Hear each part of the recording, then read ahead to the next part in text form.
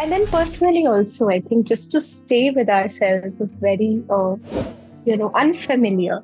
There are certain parts of us that we are so used to not listening. There are some parts of us that we are so used to ignoring, that having this space where all parts of us come in and engage is, I wouldn't say difficult. I'd just say it's so unfamiliar to us. For example, if we look at therapy, it's about unpacking, right? It's a lot about unpacking ourselves, hearing ourselves, listening to parts of us.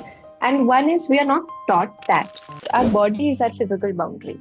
So in Mm. some ways, when that gets violated, then we are supposed to feel angry. For me, is there are two parts to therapy seeking. One is wanting therapy, and the other is needing therapy.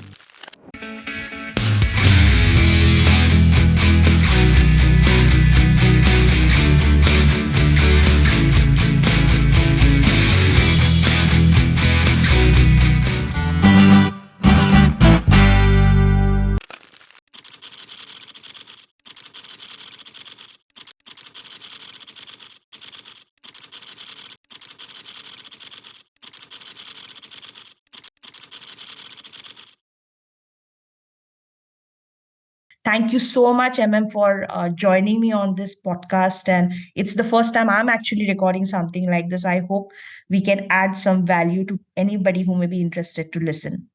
Hi, PC. Thank you for having me. And I'm super excited as well. It's my first time too to speak about this. And I'm really hoping that, we reach out to as many people as we possibly can and they join in and they have fun in the conversation and take some things to reflect upon and think about as well.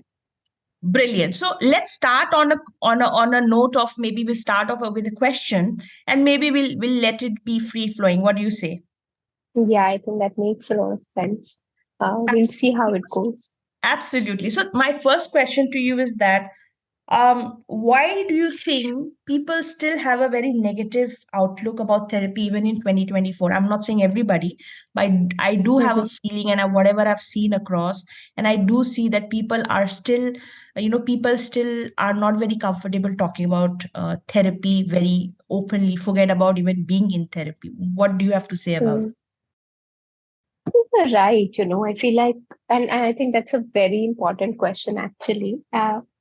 I guess it's rooted in a lot of, socio-cultural aspects and in general, the way therapy is viewed too. So, for example, if we look at therapy, it's about unpacking, right? It's a lot about unpacking ourselves, hearing ourselves, listening to parts of us. And one is we are not taught that. Nobody is teaching us to really be present with ourselves, listen to what we want, listen to what we need, understand the difference between the two, and try and seek that in a way that fulfills us. I feel like a lot of our social, upbringing, culture, a lot of the society that we stay in general, focuses a lot about outward orientation. So going inwards is not something that we are used to. Then again, culturally also, if we speak about our culture, we are a culture that doesn't talk a lot about emotions anyway. So to have a place to find a position, to be with a person who really puts you in spotlight, who really speaks about you, brings up your own emotions. I don't think that's an easy journey for a lot of people. Uh, and then personally also, I think just to stay with ourselves is very, unfamiliar. There are certain parts of us that we are so used to not listening. There are some parts of us that we are so used to ignoring, that having this space where all parts of us come in and engage is, I wouldn't say difficult. I'd just say it's so unfamiliar to us that the idea of it takes some time to warm up to. uh, Otherwise, also, I feel the way therapy is also, shown around us. It's shown as if that you have to be in deep, deep mess. You're really, it's very difficult and it's very hard. Your lives become super, super difficult and you can't cope with it as if by yourself. And that's when you need to reach out. I think that's the conception, or rather, should I say, the misconception that people have towards therapy too, that it's only those people. But I don't think that's true, right? So I feel like therapy as a process is important for all of us. And it doesn't need to come at a time like it's displayed or it's shown or showcased as that it's only at the last minute when everything else seems to be not working that somebody tells you, now I think you should go to therapy. And then people take that. So I feel like all of those factors play a role. You brought a very interesting aspect that we have an issue being on our own, right? Like the very fact that we can talk, go within and talk to ourselves. And that I think is a major problem, where the very exercise of going within or talking to ourselves or talking about Yeah. ourselves, that is a major problem. Why do you think we why do you think it is a major taboo even today? Because, and that's the reason I think people talk so much about self love all of a sudden, because we have never given that kind of love to ourselves, right? Why do you think that has been the narrative for so long, which we are trying to break now? Again, I think it's a very, very large issue. I feel like the answer is not just one. I think if we look at it on three different levels, right? The idea that to sit with ourselves would help us also connect to ourselves in such a way, Poppy, that we may resist certain, social expectations, social aspects. So I feel like society in itself thrives a lot on doing things in a particular way, right? And most of us just blindly follow that, Hmm. isn't it? Most of us just look and say, okay, if this is what is expected, then let's just go through this process. So, and yes, there is some advantage to that because it sounds like it brings a lot of consistency in the world. But then we are not, we are not a herd. We are human beings. We have our own paths. We have our own lives. So, as such, just the thought of being with ourselves and exposing ourselves to the intricacies of our inner world and what goes on in us, it is, it's it's not in line with what usually we see around us. Then I think personally also, right? I feel like not all of us are comfortable with all parts of us because sometimes we value certain parts over the other. Sometimes we've had to, some parts of us have had to come in and, take control and rescue us and save us from particular situations of the world, right? And some parts of us are also more accepted by other people, and they get a lot of, stage time or screen time. They are on the screen in our minds all the time. So just being with ourselves and letting those parts take a backstage seat, or be in the backstage and letting other parts take center stage is not very easy. It takes time. It takes Hmm. dedicated effort, and sometimes we are just not ready to put in that kind of an effort, or sometimes we can't put it by ourselves. Sometimes we want to do it, or rather we that process becomes more beneficial and much more fulfilling when we do it or we unpack it with someone else, when some other parts are witnessed not just by us but by others as well. So maybe all these things play a part. You brought a very interesting piece to this conversation, because it reminded me of one of the conversations that I have had with you, maybe Mhm. last year or maybe early this year, where actually I think it was last year, where you said it's so important to accept every part of your personality. If you remember, we had spoken, and you Yeah, you happened to tell me that I was discussing something on the lines of anger, and you, like, yeah, while we were having that conversation, it said you will have to make room for your insecure part, and you will have to allow the confident part in you to take care of your insecure part, so that you both can coexist together harmoniously, right? yeah. So that I found it very interesting. As you tell me right now, what I understand from the whole thing that you just mentioned is that you cannot Mhm. live in a silo, right? You don't live Absolutely. in isolation, right?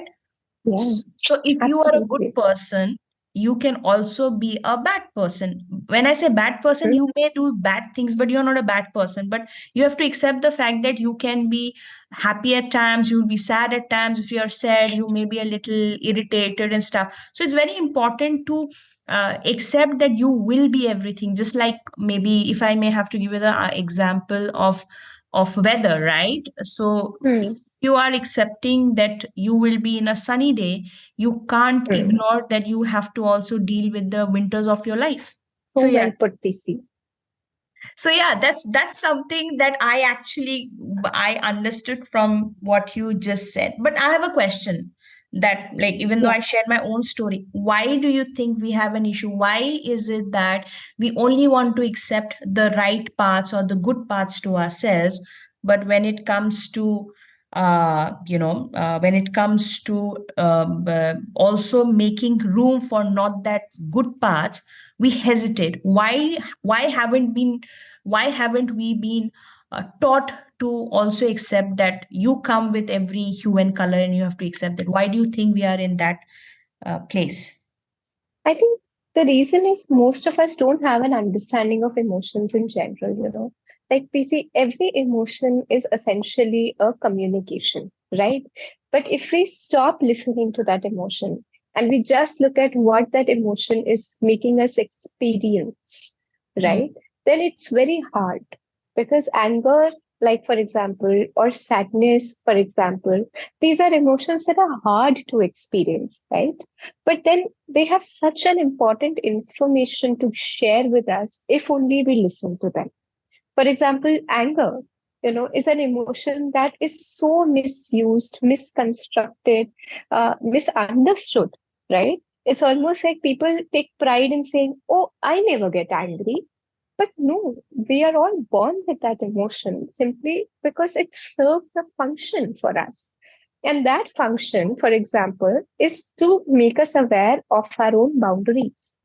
If none of us had anger, we would never know that our boundaries have gotten violated and that there's a need for us to push back.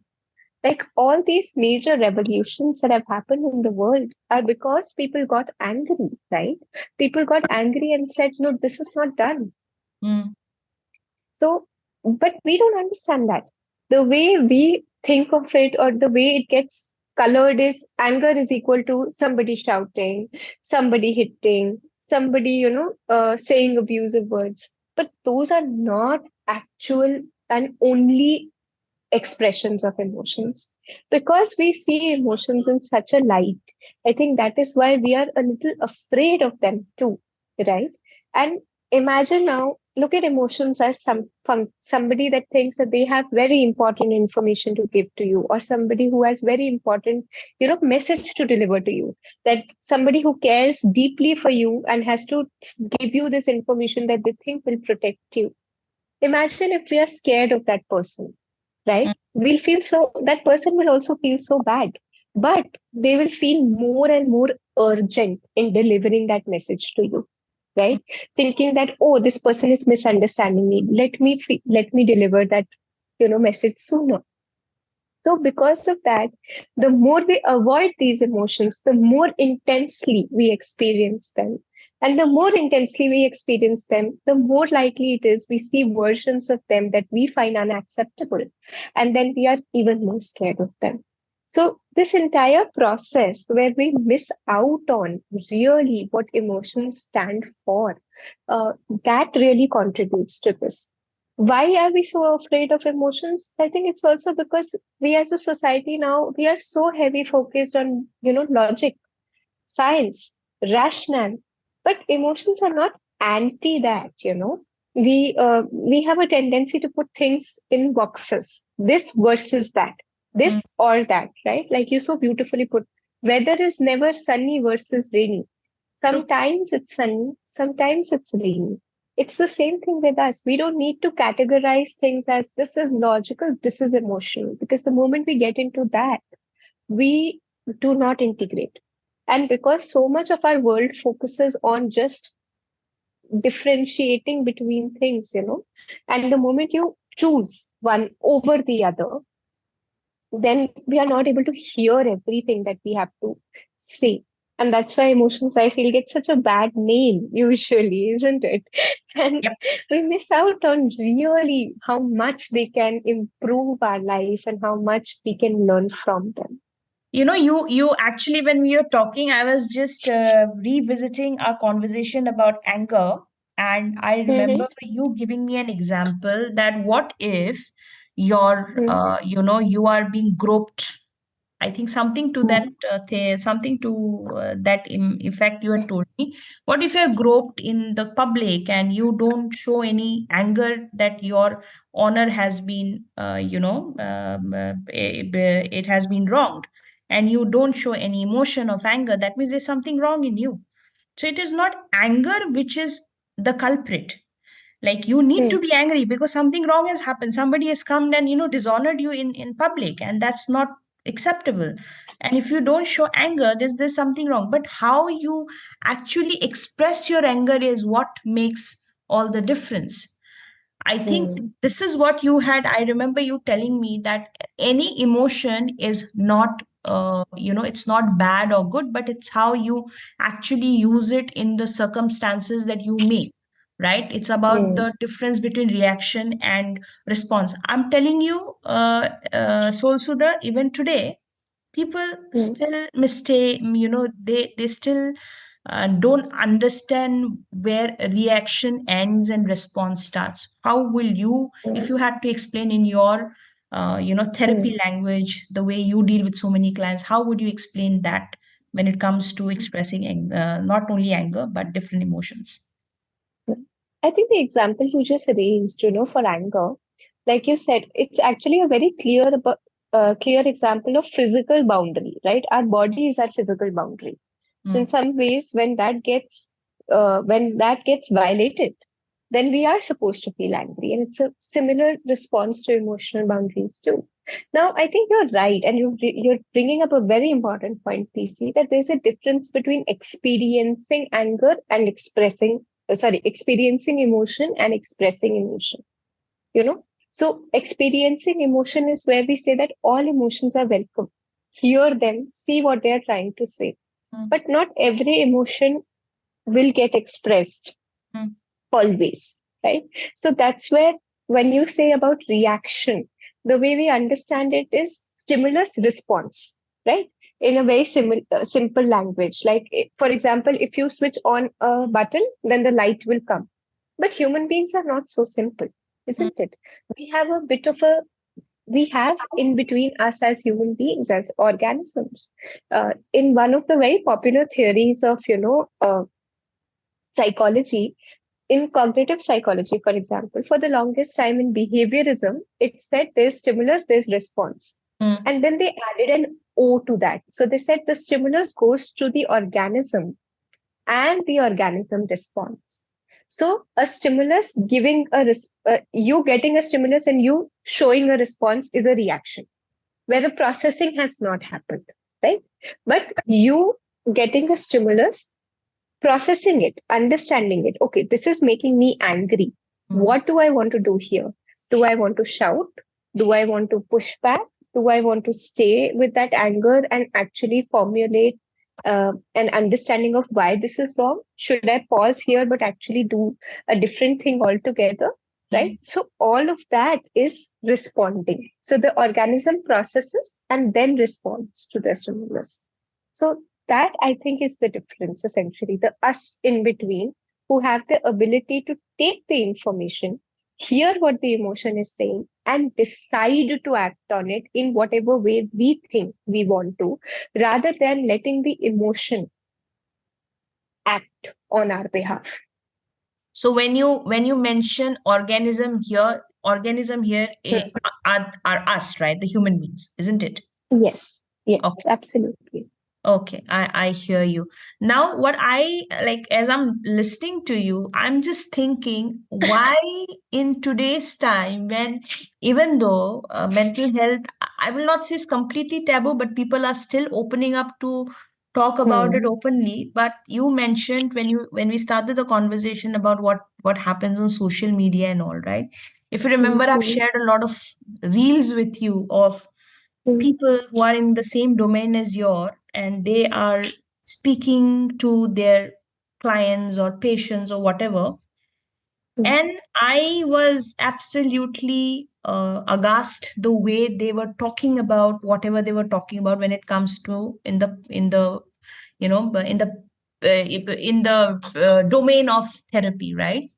mm, mm, How do you, being, since you are a therapist yourself, you're a clinical psychologist, you have really given your life to this stream of study, you have so many clients, how do you react to the kind of things that you see on social media? What happens to your mind?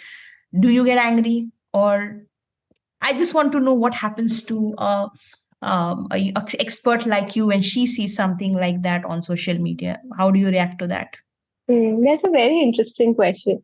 Do I get angry? Yes, sometimes I do. I think some of these representations are really wrong and absolutely unethical. So I think if there's one thing that really makes me angry is unethicality, in situations I feel extremely upset about that too.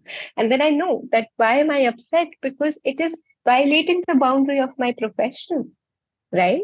Hearing people, do a disservice. So one of the major ethical um, principles that we have to live by, really, PC, is that we have to make sure that all our actions are intended to be beneficial to our clients and should not be maleficent or malicious intent wise towards them. So anything like that makes me really angry.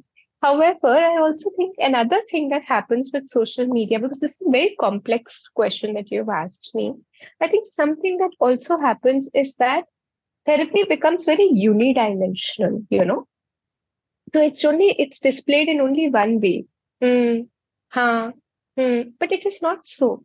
What you'll realize is each therapeutic process, each therapeutic journey is different. It's different for most of us, and it's different with most of my clients too. So I think what social media does is it just gives you a snippet of what it may look like for that person, but it may not necessarily be like that for every person, right? Uh, like, for example, rarely in any of our movies or in any of our, say, series, is therapy for growth as a concept ever addressed. Yeah, mostly you'll see in, especially in Western, series, either it will be a court mandated therapy. So somebody's been mandated to go for therapy. So that will be just one kind of therapy that they have to go, where the client's not speaking, therapist is also not speaking, or they'll be very strict, or they'll be in a particular reacting in a particular way, or it will be somebody who's very distressed going for therapy.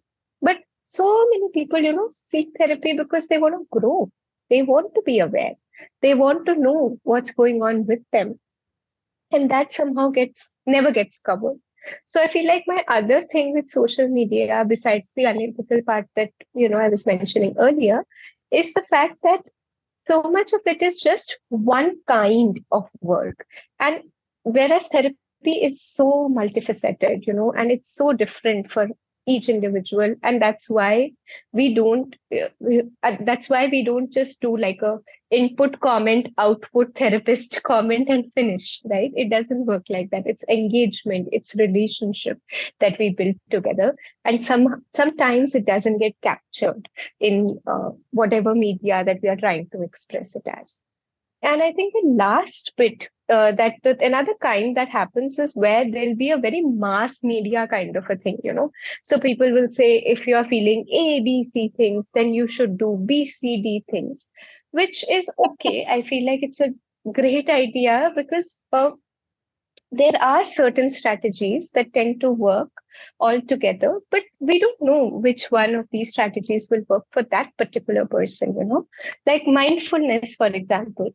Some people actually benefit from breath work, some people benefit from visualization work, some people benefit from action meditations, mindfulness meditation. So again, it's not just so simple.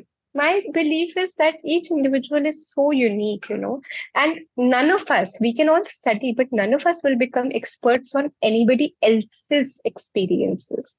I can be with them, I can facilitate a different perspective, I can help see another way. But I cannot be the expert on that person's perspective, right? So I would say anything that seems very rigid, very pervasive, very, yeah, okay, do this, do that, very, what's that word? Prescriptive Hmm. is good, but it will possibly not match your experience. And if it doesn't, don't worry. It's okay.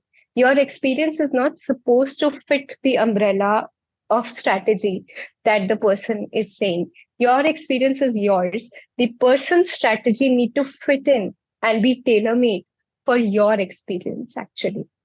Having said that, I think we've all gained also from social media. So I will not, completely Hmm. say that's not useful. I feel like a lot of, with the pandemic, for example, coming in PC, so many people recognize the importance of human connection, right?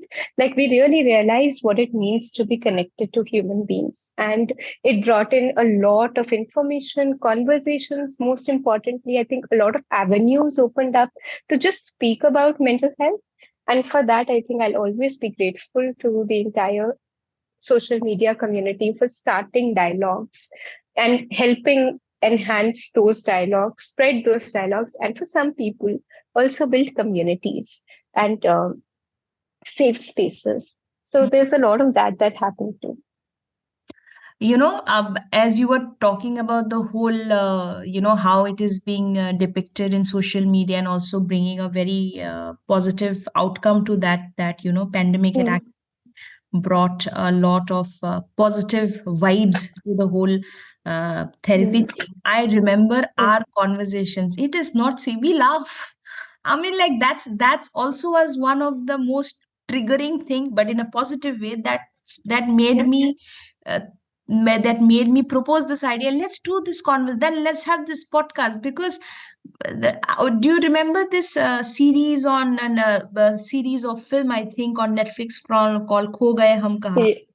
Yes, yes, And yes. if you Mm, remember, one of the protagonists had to go to therapy, right? mm, And mm, if you remember the face of the therapist, I will not go in mm, to her in million years. She is so serious. She doesn't make me feel welcome, right?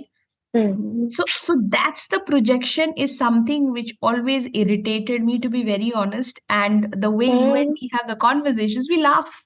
We are making mm, jokes. We are cracking jokes. We are laughing like crazy, but yet we are doing the work. And that's the reason I feel so much transformed today, right? So for mm, me it was so important to change the narrative, and that's the reason I asked you the social media question, and that's the reason we will be on this thing also will be on social media, mm, to change the mm, narrative that it is not serious, it's fun if you get the right partner to work with, if I may use the word. I think yeah. this relationship becomes very symbiotic. It becomes very fulfilling because then you grow, because the other person who is talking to you is Mm, not judging you. Because if you remember, I sharing you one of the reels also there, the therapist is actually judging the patient, and I'm like, what mm. the hell is happening, right? Because of her No, condescending absolutely. voice, the way she's looking Mm, at the person, her body language, she's looking down upon the person, and you are like, this is not therapy that I am used to. I get a therapy where me and Soul Soother are laughing our guts out. So yeah, we laugh, right? So this definitely. so this is what was something that I wanted to convey, and hence we are here to talk about and give a different perspective. So my another thing that I wanted to understand from you is that who should you think, of course you Mm, mentioned it earlier, that therapy should be for people who are looking for growth, right? mm, mm, Now let's be very honest, in 2024 students mm. are also very stressed, be it the school Yeah. students, be the students and university level. Of course, parents are stressed, so are the Mm, working professionals. Where do you draw the line that no, this is where at least a very basic, you know, therapy session should start? Because I know for a fact that schools here or schools across, they have something called counseling, but they are more career mm, counseling per se, and not from mm. a very mental health aspect maybe. What are your Mhm. thoughts that when should someone start therapy and why? So that's a very interesting question because I feel like that the dynamic for me is there are two parts to therapy seeking. One is wanting therapy and the other is needing therapy. You know, so for wanting therapy, I feel like anybody who wants therapy should have access to it, right? Simply for the fact that these are conversations that can help you understand yourself better, the way you respond to the world, the way it helps us, put together some pieces of ourselves, right? Like it's almost like somebody who's able to be with you as you are, if all pieces of you were on the table to help, draw that puzzle together and Mm, be like, hey, I think these are where pieces of you are lying, and these are where pieces of you'd left behind or were not being seen in the picture. And now let's draw them into. So mm, that's the wanting therapy kind of a thing that will be very helpful for people who are you know, going through their lives and maybe they are looking at growth, like I mentioned earlier. mm, Now, for some people, therapy is needed sometimes, right? And that's where we come into the picture of that's where the distress picture really comes in. mm, So, the basic understanding it is that if you feel mm, uh, the way we define stress, actually one of the most common definitions of stress in psychology is essentially a sense or a place where you feel like the situations ask is much more than mm, what I can essentially cope with. My coping resources are great, but mm, in this particular situation they don't seem enough. And mm. that's when we ask someone else to step in, take this journey with us and say, okay, can I borrow your Your resources resources. Mm, or can I learn from them and can I move ahead? Now, again, it depends on the situation and our own resources, right? For example, for someone who has, say, who was in the pandemic, right, and living alone, they will have access to n number of resources. And maybe in that particular situation, the pandemic demands n plus 2 resources, right? So there it would be helpful, and there the help is needed, mm. and then therapy can come in that and in this sense also. It doesn't mean that n resources were less, isn't it? It may be that n resources are enough, but the pandemic itself and the current situation is so atypical and so unusual that Mm. we need more than the resources that we have. We need So more that's padding. yeah, yeah, we need more padding, right? So that's one. The other bit is sometimes we really need certain other helps because we've reached a point where our own, whatever resources we have, we are not able to access.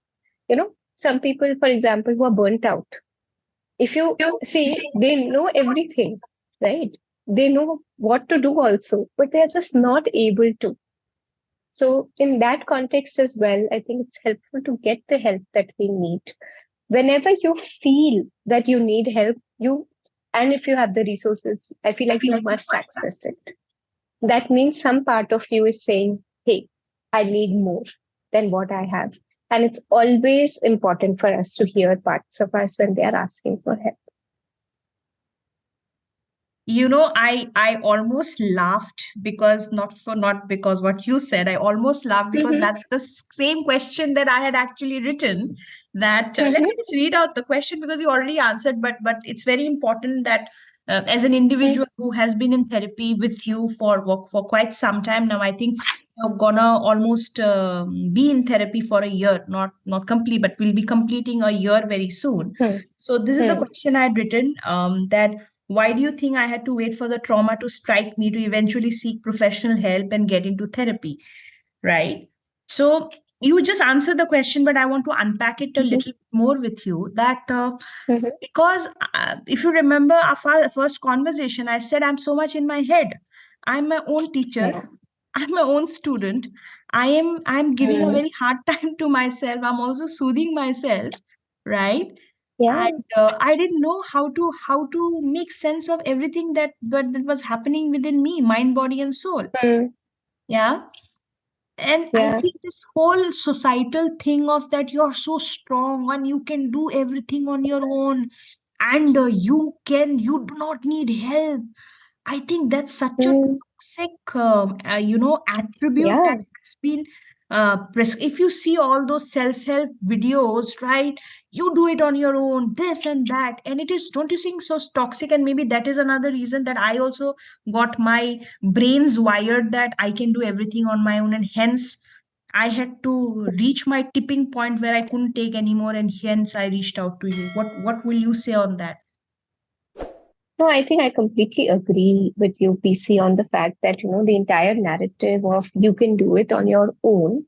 I just feel like we're not built for that, right? Like, as human beings, we are social beings. Like, we don't exactly thrive in isolation.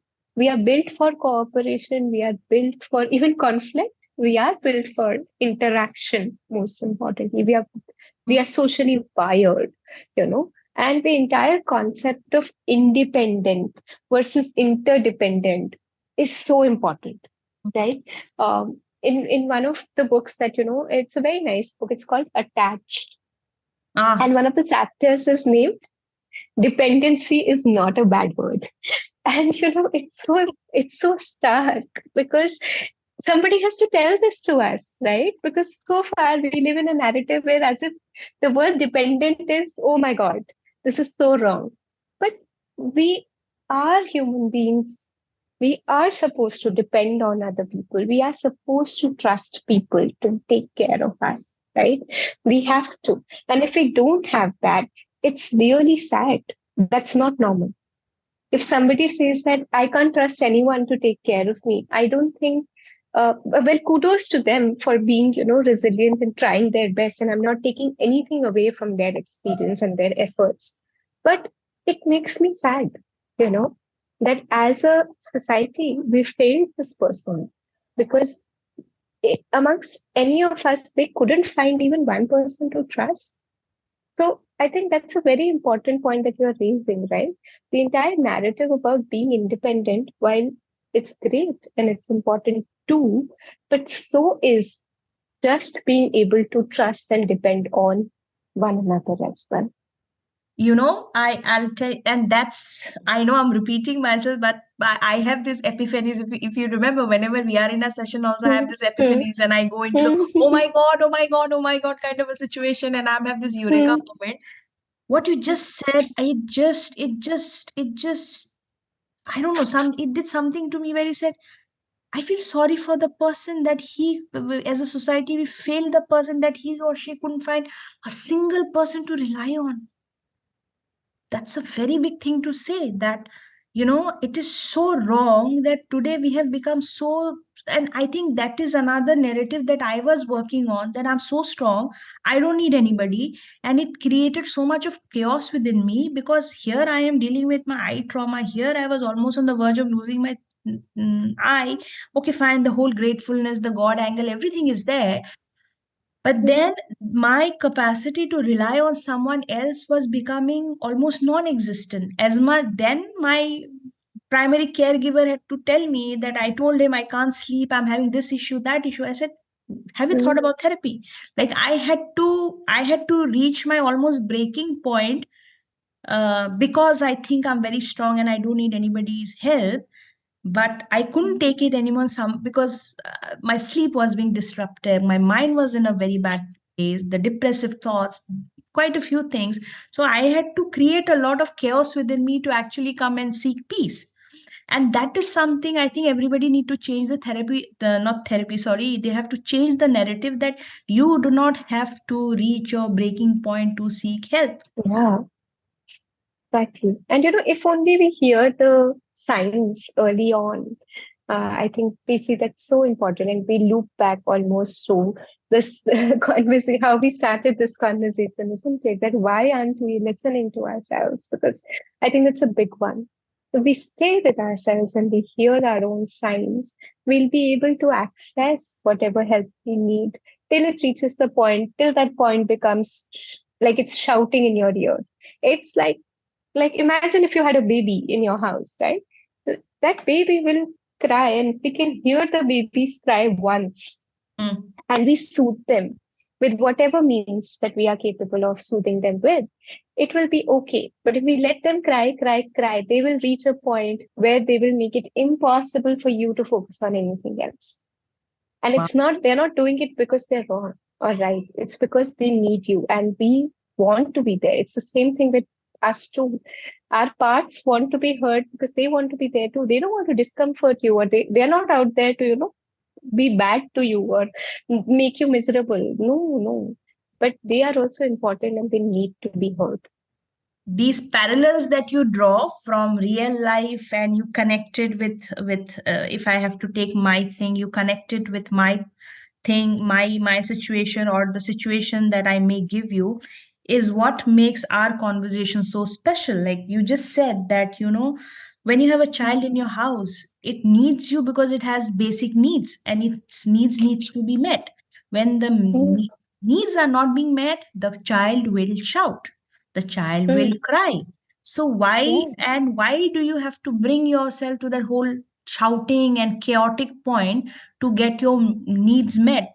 Try and nurture yourself before you go to that level, because you'll agree to that, and that's what has happened with a lot of my near and dear ones also, that when they have not been able to take care of their mental health, it has manifested in many physical ailments as well, right? absolutely. So this Yeah. is something, but if you can just talk a little bit more on that thing also, that what happens when you don't take care of mental health and how it manifests into physical ailments. Mm. So actually, I think there's a lot of work, beautiful, beautiful work, really, that's being done. And anybody who wants to read that, like PC, that I'm a bit psychology nerd in addition to being in the profession. So I usually take all sorts of efforts to bring in as much literature and everything in here as well, because I just think that all of us would benefit from reading that, but also because it's very interesting. There's so much work being done. So, and the best part, that work that we are doing now is reflective of the ancient wisdom that we've always had. So if you look at most of ancient wisdoms, they will never talk about mind and body separately. Mostly they talk about mind and body being one, right? What is happening in your mind will also influence what is happening in your body. So how many of us have, you know, felt very, very, those butterflies in our stomach, right? When we are anxious, anxiety being a mental process, butterflies in the stomach being a physical process. It's one body, one mind. So all of that is connected. Now, to answer your question, really, is I think a lot of literature these days focuses on how the body keeps a score. It's a very famous book by one of the big, big names in the field of trauma psychology, called The Body Keeps Score by Vanderkop. Hmm. And his team of, researchers have focused on how the body will not forget what it has gone through, right? So it will come in. And later, if anything is unresolved, it will be, if that baby is silenced, for example, from crying, the baby will still express distress in some other ways. So maybe that baby is no longer crying, but is now developing a fever. Yeah. Hmm. The baby may no longer be crying, but is very listless, is not even laughing. The Hmm. baby is very disinterested. The baby sleeps too much, right? So, and it's the same with us as adults. How many of us as adults, have had headaches come up on days of exams, have vomited, because something important is going to come, have fainted because some very distressing news came to us. All of these are examples of the body reacting to the mind. uh, Literature also recently is focusing a little bit on how autoimmune conditions have some link with some kinds of unresolved marginalized communities, or some sort of intergenerational trauma that has been found. Though today, if anybody wants to read about that, there's a very interesting book by Dr. Mate. He's written this book called When the Body Says No, that has some research evidences, and he's presented it in a very beautiful way Hmm. about what it means, like what it feels like to have a history of trauma which is unexpressed, unaddressed, and where the body then takes center stage and says, if you will not take care of your mind, then you better take care of me. Hmm. Hmm. You're so correct, because I know of somebody who's very near and dear to me, Hmm. who has gone through so much, and because she has not been able to take care of her unresolved issues, that had manifested in a lot of physical ailments, right? And Hmm. of course, now she's in therapy and quite a few things she's trying to do, but she had to bear a lot of brunt, because as a child she was not being able to express herself, and it's not her fault. Hmm. There are times that you can't express, and nobody has to Right. blame for them, but it happens, right? But Yeah. it brings to me to another very very burning question, according to me, is that, and because we live in a Hmm. very very dynamic world where roles Hmm. are changing very fast, and I have a feeling that you may agree to that, that Hmm. earlier women were just the nurturers, right, and men were the, Hmm. Hmm. right? Now the roles have changed. Now actually there are no demarcations, who is the Hmm. nurturer, who is the protector, and god knows what. Hmm. But there is a narrative, men don't cry, men Hmm. men this, that whole machismo, that whole pseudo macho thing, and there are Hmm. times when friends send me reels like, if you ask your friend what is wrong with you, they will never. I said, why don't you talk about it? Yeah, this is Hmm. 2024. We are there to listen to you. There will be few people, and I'm talking from a context of a man, right? Hmm. But I see thing that men will never buy anything, they will provide for their family, and I Hmm. am so fed up of that thing. And it is also from a mental health thing, because apparently I am not very sure, you are the expert, matter expert on this, that men die more by suicide than women, right? Because Hmm. they don't express themselves. I'm not too sure. But why Hmm. do we have to live in this narrative even in today's time, when AI is overtaking a lot of things? A robo is actually playing football against Ronaldo, and Ronaldo is actually defeating the. So we are on a very Hmm. different metaverse is happening, and quite a few. Why do we still have a stigma on men's mental health, and why we are still talking about it in 2024? Well, I think that's a very burning issue, really, and I don't think there's a simple answer to that, really. But I feel like you're absolutely right. It was earlier said that there's a reason why men actually have a higher rate of substance use, right? And a lot of it is because they're not able to really express that emotion, so they're suppressing it using substances. So that's one of the hypotheses that we usually try to we've tried to find answers to. Any emotional suppression, see, the thing is, if I don't acknowledge that emotion, I'm leaving an empty space in me, right, where that emotion should be. Mm, There's nothing now because I'm not acknowledging it, so there's emptiness, and we can't survive with emptiness, right? Like, true. it will come in. We will an empty space will make its presence felt, and we all have different ways of coping with that. So sometimes for a lot of people, substances help. For some people, particularly if we speak a little bit about men in general, I think a lot of them would rather go to some kind of go and get a medication than really really talk about what's Mm, happening. So that empty space, I feel, gets hit, and then some people, sometimes it gets filled with rage. So there's true. no other emotion that men will be able to access other than anger or rage. So you're right. I think we've all the more we have distanced ourselves from our own emotions, and the more we have started looking down upon emotions and not giving them a place in this world, um, favoring one over the other, the more we are getting lost. So I'll give you another example. There's something called dialectic behavioral therapy, DBT, Okay. and it talks about something called dialectics, which are essentially opposing, things that coexist, like day and night, Okay. right? So we have day, we have night, and one cannot live without the other, Mm, right? So They say that there's a dialectic of rational mind and emotional mind. And Mm, they actually say that we shouldn't be relying on any one of them. Because in our fear of, the emotional mind, we've gone so much towards rational mind, but that's also not okay. mm, Actually, the mind that helps is the wise mind, which has access to both mm, the rational and the emotional mind.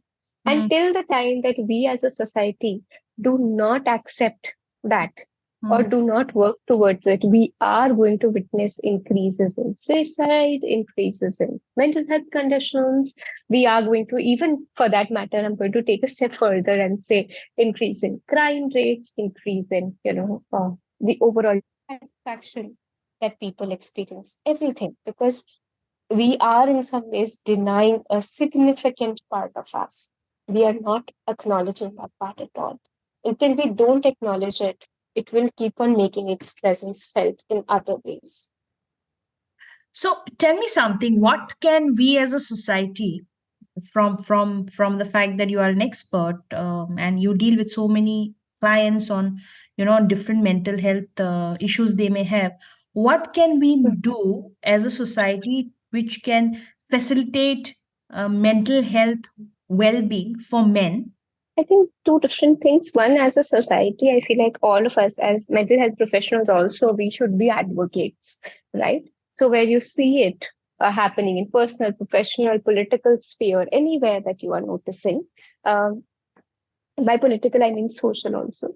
But any sphere that you see a person hiding their emotion, particularly men having to not get access to their emotions, make sure that you be heard, right? Do these advocacy programs, awareness programs, show them what it feels like. It's not like well, so many people feel they're going to therapy is I'm going to go and I'm going to cry, right? Mm, And I've had so many clients who say, "Okay, now are you happy?" Because they'll be shedding some tears, and then they'll be like, "Are you happy now?" And I don't know what to say because honestly, a part of me is happy that they have been able to unlock, those tears. But it's not like I like making people cry, mm, so there is that as well. But I think any space we can encourage emotional expression, I mm, think we should as a society and destigmatize it, right? So if you see someone crying, don't make fun of them. If you see someone getting angry, instead of pushing them away, putting them down, ask them what's wrong, what's happening to them. What is, of course, keeping yourself safe first, mm, but also just to, start conversations, start dialogues in that context, particularly as women. And I feel like as women, one of the big things we may also want to do is see, we are also a part of the same society, right? If the society teaches man don't cry, it also teaches us that men don't cry, right? true. So when we see a man expressing another emotion, we are just like, oh, but this doesn't fit in with my understanding of how men should be.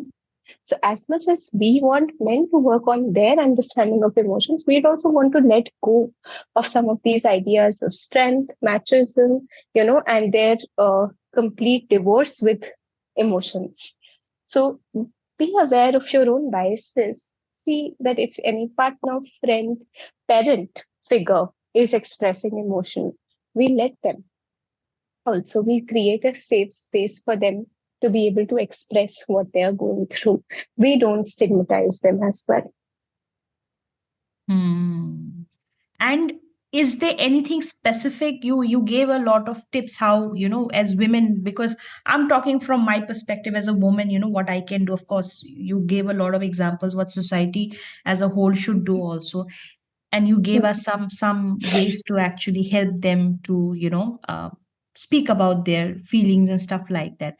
But Mm, do you have any, like, if you can give me a specific understanding, what can women really do? Because I feel at times, and I don't want to sound controversial at all, but at times I feel women create a lot of chaos for men as well, as much as men do for themselves when they are dealing with a lot of, outside worldly, situations, right? mm, So when they come home, they are expecting a certain level of peace, right? mm, But a woman has her own problems and she wants to unpack that on the man as well, right? mm. So how can a woman be more empathetic in that situation? Because, and I'm telling that from a personal experience, because whatever I've seen, whatever examples, and I and whatever I may be saying is maybe in isolation, but I'm sure it happens in few households, if not many, right?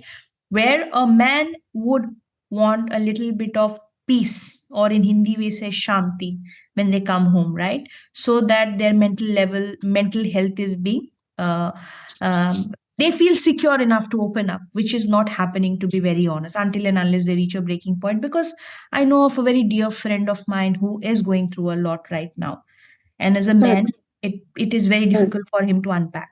Hence, I bring this topic. I actually think that more than seeing it as a man woman issue, I feel like it's a needs issue, right? Like the communication bit. So, for example, if the man doesn't communicate that, right, like as I come back, isn't it? I'm coming back, I will listen to you, but for now, I need this space. The other woman in the life may feel like if I don't make myself heard right now, I may never get the opportunity to do it. Right? Remember that if in this context also, like we spoke about that baby crying, right? Mm, That baby might have some, now the baby has something to say, mm, wants to be soothed as well. And we have to see that we don't end up prioritizing one over to the other. Having said that, I feel like it's very important, and maybe that's something that women can initiate with men if men are not able to initiate it by themselves. Are the ideas of open communication? You know, communicate openly that these are my needs from you. Let the man say that what do you need? Ask the men directly, perhaps. What do you need from me? And mm, the man may say, when I come home, I just need 2 minutes to not be heard, not say something. But then the woman says, but I feel like the moment I let you go, mm. I don't say anything. You just go in your, say, bathroom, and then you spend like 1 hour there.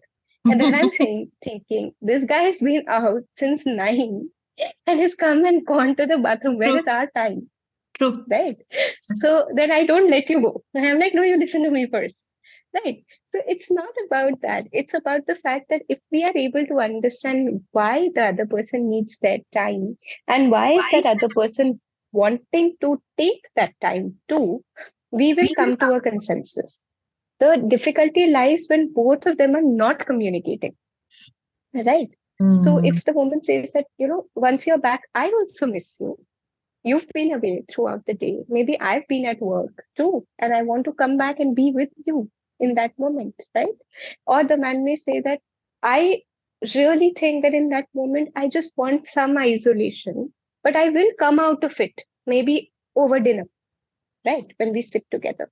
So both of them, when they're able to express that me not wanting to speak to you has nothing to do with you, it has more to do with me. Or when the woman is able to communicate and say, me wanting to communicate with you is not to encroach your space, but to actually feel connected to you, right? If they are able to hear beyond this and talk about particularly these needs, then I guess, if they are staying together, say if this is an example of a husband and wife, uh, if they want to stay together, then obviously, which husband would not want to be with their wife when they say, I miss you, I want to spend time, true. right? And which wife wouldn't want to be supportive when they say that I'm so tired and drained, I just need to recover. I'm not shutting you out. I'm just withdrawing to come back to you stronger and more Mm. filled, recharged. So the way of communication is also important. It's not really about one thing. Just find out, what does peace mean? What Mm. does that shanti mean? Right? And be able to communicate to the other person that why is that shanti important? And I'm sure if there is connection, if there's love, if there's space, then people will create that for each other. So, do you feel that what I understood from whatever you said is that, be it Mhm. men or women, they don't communicate with each other enough about what are And they. with themselves also. So maybe if I haven't heard myself and I come in and I say, but I just don't like my husband going away, right? But I don't ask, why don't I like it when he goes away? Or when Wow. the husband comes in and says, Mm, I just want my peace. I don't want to hear her. But mm, why do I want that peace? mm. Because my home feels safe, because I want to be more present with her. Right? So communication between partners for sure, and communication within us, that's also equally important. So if I had to say in my own words what I understood, and if I had to do my own thing, Mm-hmm. I would first work very deeply on communicating with myself well, Hmm. so Hmm. that I am being able to communicate with the other person even better. Yeah. If Yeah. I cannot make sense of what I am going through, it is Hmm. difficult for me to even explaining it to the other person, and hence we have so much of chaos and fights, etc. Right? Absolutely. Yeah. Wow. Lovely. So I have one more question, and it is actually, I don't know whether it's connected or not, but tell me something. When I brought this idea of us, the patient Hmm. and the so-called therapist, you know how much I hate that word, Hmm. being soul Hmm. soother, and we decided to embark on this journey. Why did you say yes to doing the podcast with me, and what was Hmm. the motivation behind you doing this with me? Hmm. So I'll be honest, and I think you know this too. I took my own sweet time Yeah. in saying that. The Yes. answer to that was the ethics, right? I didn't want to start it when we were doing the intense work, because I didn't want to take away anything from the work that you and I were doing, so intensely at that time. So one of the things was PC that, you know, I, in therapy, you are first, no questions asked, right? And I didn't want to take that away. So I thought really hard about it. And I felt like by the time this conversation came up, we were almost at a path where I saw so much of insights from you. You just came and you would just run with it. It was beautiful to watch, right? So it's just like I give you something and you just make it your own. You're like, okay, this fits in my experience like A, B, C. And you'll just take it, you'll own it. And it's anybody, and I'm speaking as a therapist also. Honestly, it's so fulfilling to see that. When that happens, it feels great.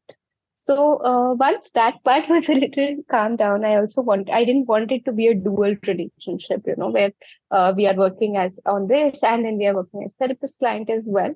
So I had all those questions. But what really made me say yes at the end of it all was your vision, the idea that these conversations, we don't mean for them to be therapeutic, right? We are not meaning that somebody will listen to this and get quote unquote therapy. No. The idea is simply to unpack what we have discovered together about therapy True. and make it reach a lot of people, to say that this is how it looks like, this is also how it feels like, and just to start conversations, start, reflection, sorry, have access to the conversations. That's all. And I think that was a vision that I really resonated with. As you can see, I feel very passionate about this field and very happy here, and I'd want to be uh, a part of this field for a very, very long time. So when you brought this up, that let's have these conversations where people can just see, reflect, and take it forward. I wanted to be a part of these, in this process that starts these conversations for a lot of people. Amazing. And that's exactly the reason. And the reason I have been literally, nudging you for months, very softly, very gently after our session, that what are you thinking about it? Because what I gain from our sessions is invaluable, in the sense the kind of eureka moments, the way my mind just opened up to never ever close again, and helping me to access more insight and have a broader version of a lot of things, as well as having a very very minute observation of a lot of things that I was missing out in my entire journey, became so much clearer when we started working with each other, right?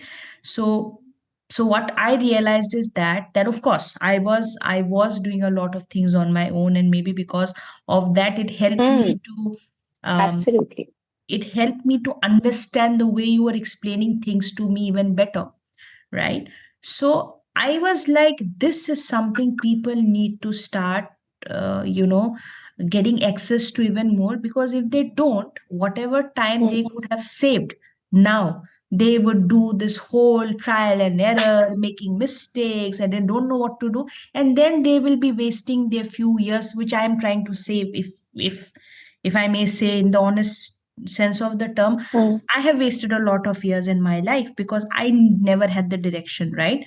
Now that I have the direction, now that I'm working with you, now that we are doing so many interesting things together, where you tell me something and as you said, I run with the idea and make it my own, and then I give my own insights, and I have this eureka moment, my mind open up, and I want to do this and that. I would want to give that access to other people as well. So for me, this whole symbiotic relationship that I share with you is just an extension of my purpose, that I want to share it with other people as well. That look, this is something, as you said, mm, some people need it, some people want it, and my wish is that everybody should want it and not need it, because unfortunately, need comes mhm, time when they have done the heavy lifting, they are in a very bad space, the chaos is on a different level altogether, they can't deal it with by themselves anymore, and then they seek help. I hope nobody goes to that level, and they start very early in life, you know. So so that's, beautiful. yeah, so that's why I wanted us to work together, and that was my motivation and inspiration to, for us to bring this thing together.